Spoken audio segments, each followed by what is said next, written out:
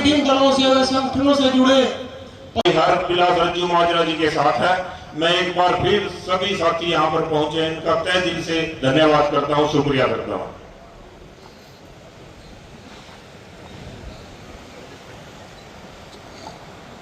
धन्यवाद प्रधान जी।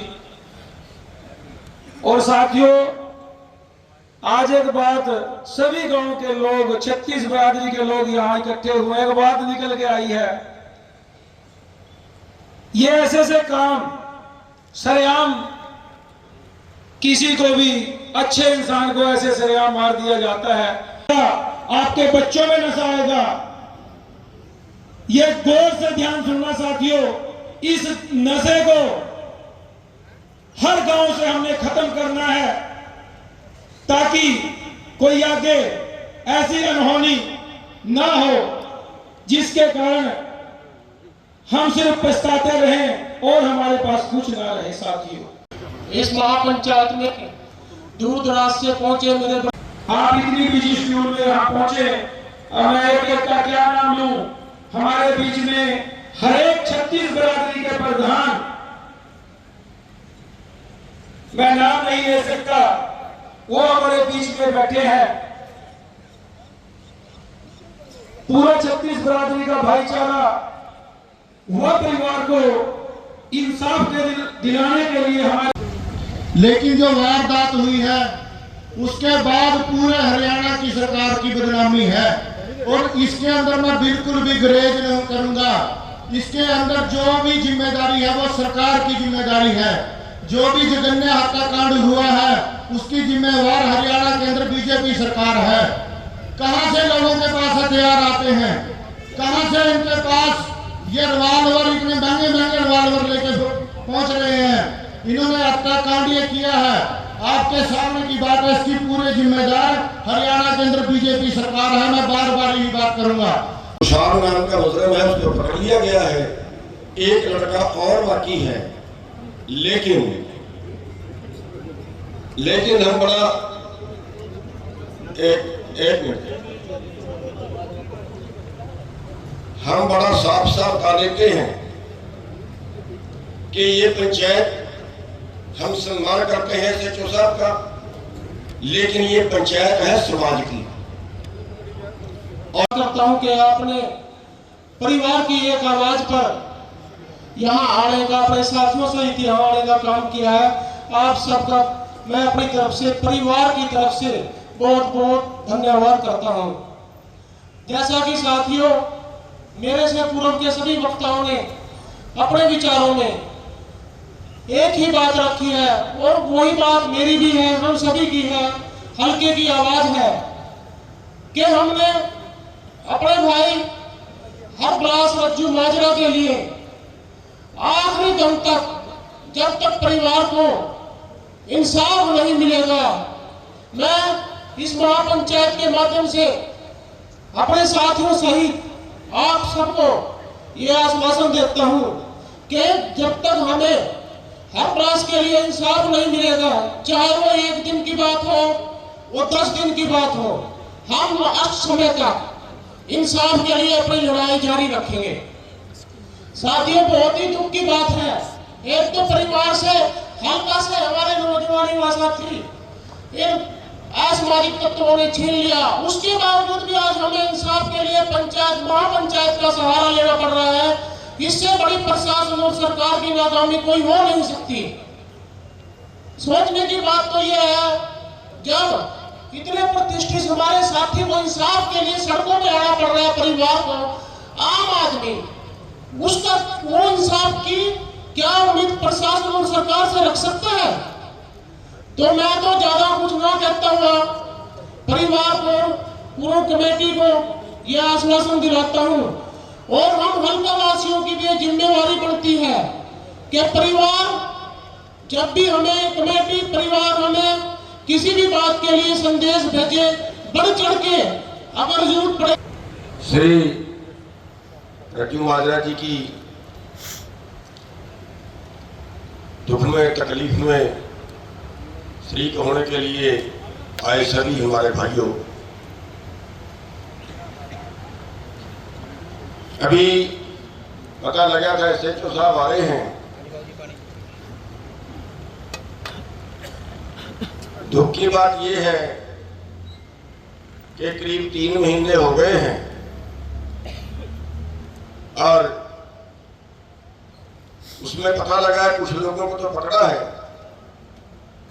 लेकिन कुछ जो मुख्य अपराधी हैं उनको नहीं पकड़ा गया। और दुख की बात यह है कि अपराधियों को पकड़वाने के लिए पंचायत करनी पड़ रही है।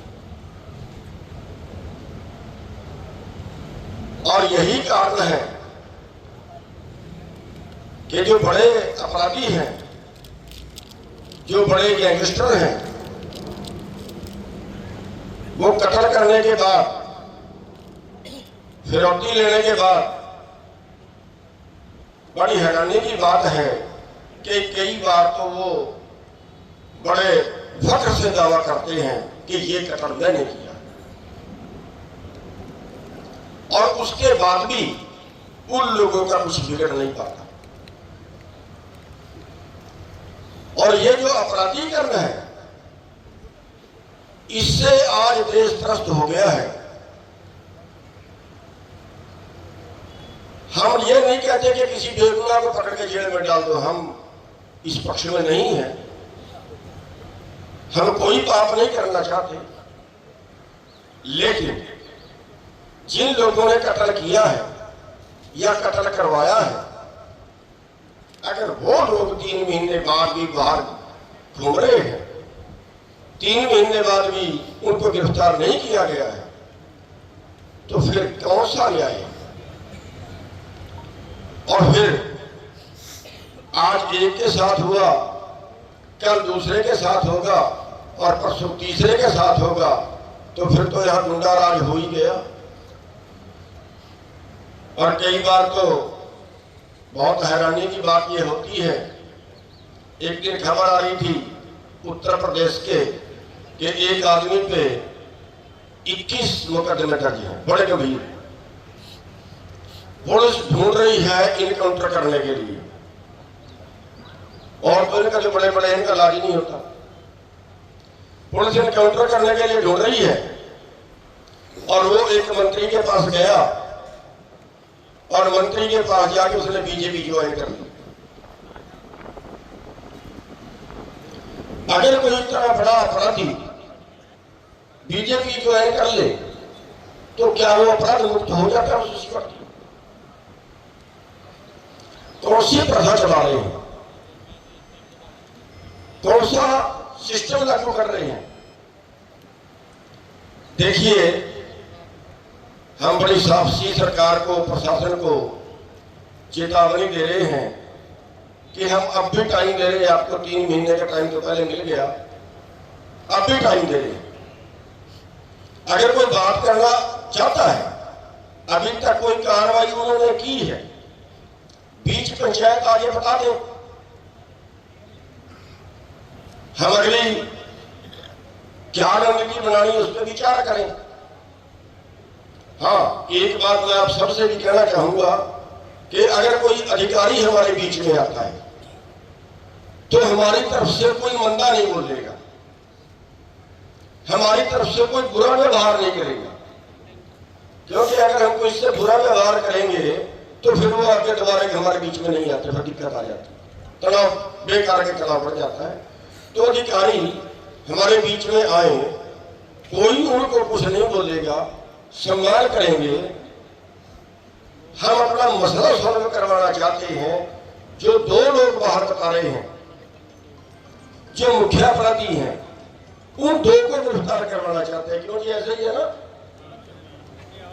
2 जो मुख्य अपराधी हैं जो अभी तक नहीं पकड़े, वैसे तो इस केस में बहुत से लोग पकड़े हैं, लेकिन जब मुख्य, वैसे तो सारी बात हमारे जो समझदार हमारे बड़े बैठे हैं इन्होंने आपको बताई दी। मैं वही बात कहूंगा, 2 चीजें इसमें जरूरी हैं, एक तो आपका हौसला और दूसरा अनुशासन। जो भी कमेटी निर्णय ले उसके निर्णय से ऊपर चलकर कोई भी भाई के अपनी मर्जी से कोई लड़बाजी ना करे, कोई गलत काम ना करे, इस भीड़ के चक्कर में आके अनुशासन में रहेंगे, हमारी मांग मानी भी जाएगी।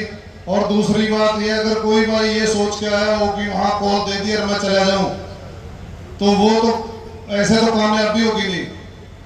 यहां ये सोच के बैठना पड़ेगा, दिन 1 लगे, 2 लगे या 4 लगे, अपना सारा इंतजाम यहाँ हो जाएगा। रुकना पड़ेगा और हौसला रखना पड़ेगा, चाहे आपके ऊपर पर्चे दर्ज हो और चाहे आपको लठ लगे, फिर तो आप सच्चे तहसीलदार क्लास के। और नहीं, कोई फायदा नहीं है भाई अगर आप ये सोच रहे हो कि हमारी याद नहीं लगी, घंटा 2 घंटा लगा के अपने काम पे चले जाएंगे। मैं तो यही बात कहूंगा, इनके जो भी कमेटी निर्णय ले, इनके निर्णय से बाहर अपने आप अपनी मर्जी से कुछ ना करें, सब इनके साथ चले जैसे भी ये कहें, और इनकी बात जरूर ध्यान से सुने। धन्यवाद।